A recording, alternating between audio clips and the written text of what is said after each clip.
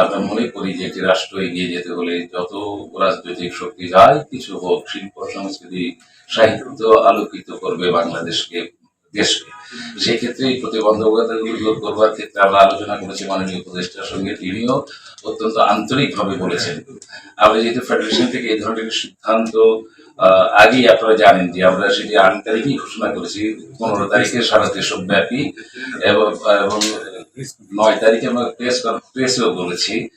সেই সূত্রে আমরা উপদেষ্টা মহোদয়ের সাথে আমরা যে কজন উপস্থিত হয়েছি, আমরা খুবই আশাবাদী যে তিনি বলেছেন সমস্ত দায়িত্ব সংস্কৃতি মন্ত্রণালয় নেবে এই নিরাপত্তা এবং নিশ্চয়তা সহ সংস্কৃতি চর্চার জন্য।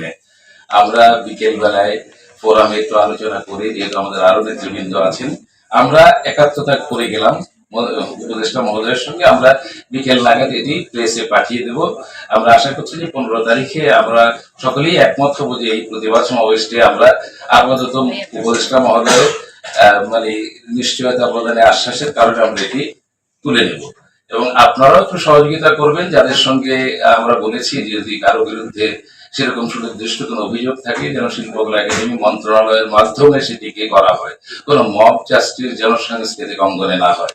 এবং আমি আরেকটি অনুরোধ করবো, শিল্পকলার সামনে এবং এই ঢাকার ডিসির সঙ্গে যদি উপদেষ্টা মহোদয় আলোচনা করেন যে ওখানে কোনো মুভমেন্ট বা সেরকম জটলা হওয়ার আপাতত না যেন হয়, সেটা বাধা দেওয়া যাবে না, তবুও সেটাকে ইয়ে করলে আমরা নাটকটা নির্বিঘ্ন করতে চাই। 15 তারিখ থেকে আমরা আবার সেখানে নাটক শুরু করছি নিয়মিত। আপনাদের পাশে দাঁড়াতে চাই। আমরা সুষ্ঠু সাংস্কৃতিক চর্চা বিকাশের জন্য এই মন্ত্রণালয় যা করণীয় আমরা উনি তাই করবেন।